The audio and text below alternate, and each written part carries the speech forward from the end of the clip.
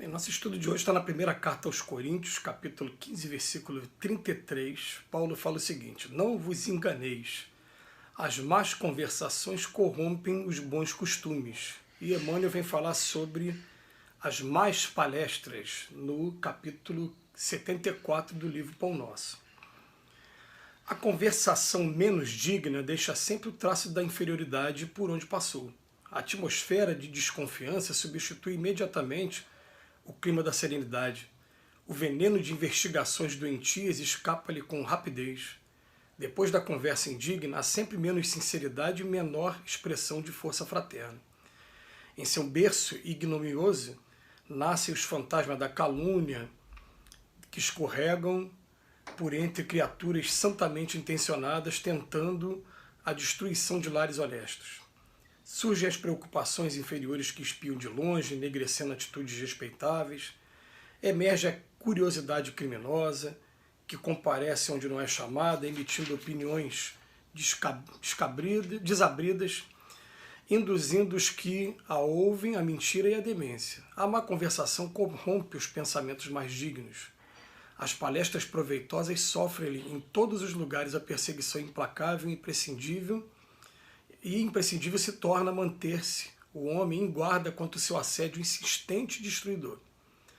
Quando o coração se entregou a Jesus, é muito fácil controlar os assuntos e eliminar as palavras alvitantes. Examina sempre as sugestões verbais que te cercam no caminho diário. Trouxeram-te denúncias, más notícias, futilidades, relatórios malsãos da vida alheia? Observa como ages.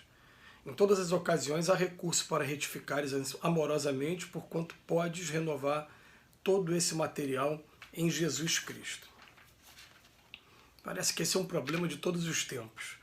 Se intensifica quando a gente vive momentos de crise como esse que nós estamos vivendo. Nós estamos vivendo um momento ainda de pandemia, mas que está sendo agravado pela crise econômica que está pegando o nosso país cada vez mais. Então, parece que em todos os ciclos, todos os lugares que você vai, para conversar, o assunto dominante acaba sendo esse. Acaba sendo pessoas doentes, pessoas que estão morrendo, pessoas que já desencarnaram, a crise do país, como é que vai ficar o futuro político do país, e muitas das vezes também a questão de policiamento de cada um, né? O que o Emmanuel falando aqui, assuntos que vêm trazendo calúnia, que pode ter destruição de família, informações sobre a conduta, a vida de outras pessoas, e que não são as melhores informações, enfim.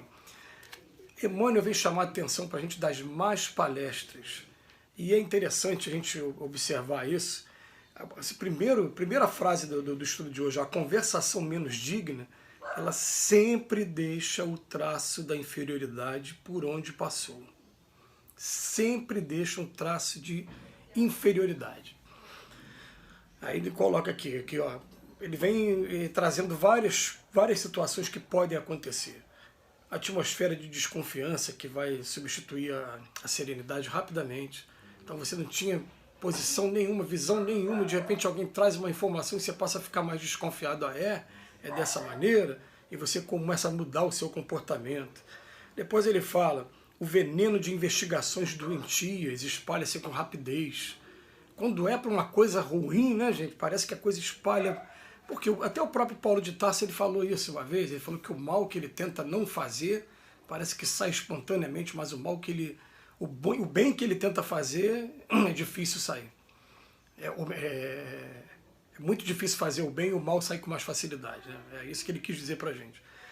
E é claro que num ambiente coletivo isso vai ser uma regra maior entre nós, homens. Mas ele vem chamar a atenção pra gente, da gente estar sempre tendo assim, uma habilidade de desviar das conversas que não são, né, agradáveis, e ao mesmo tempo tentar também, que a gente consegue, eu usar a palavra tentar, porque muitas vezes a gente não consegue modificar, né? Mas estou falando tentar modificar o rumo da prosa da conversa também. Porque muitas das vezes a pessoa veio com aquela intenção de falar mal de alguém, de falar mal do time de futebol, de falar mal da política, que você quer desviar, mas a intenção dela é aquela. Então, quando a intenção dela é aquela, a gente simplesmente com educação, a gente procura dar um jeito de encerrar a conversa, de ficar calada, de arrumar uma outra coisa para fazer e não entrar naquele assunto, não emitir opinião sobre aquele assunto. Mas eu estou falando que muitas das vezes a gente vai encontrar as pessoas também doentes, né, com tudo que está acontecendo nesse momento. Agora, o ato de você estar sempre fazendo conversas, promovendo conversas que sejam edificantes, que sejam para o bem. Eu parei para conversar com um amigo recentemente, né, sobre política, porque ele fala muito de política. Eu simplesmente falei para ele, cara, você percebeu que de um tempo para cá, não é você só não, o país todo ficou muito agressivo para falar sobre esse tema, e a palavra mínima que se utiliza para quem pensa diferente é imbecil. Chamo outro de imbecil porque pensa diferente. Né? Tá aquela polarização, né, para dois polos, a gente sabe muito bem do que eu estou falando, né? Então quem gosta do presidente atual fala mal do presidente antigo. Quem gosta do presidente antigo fala mal do presidente atual e de quem o apoia.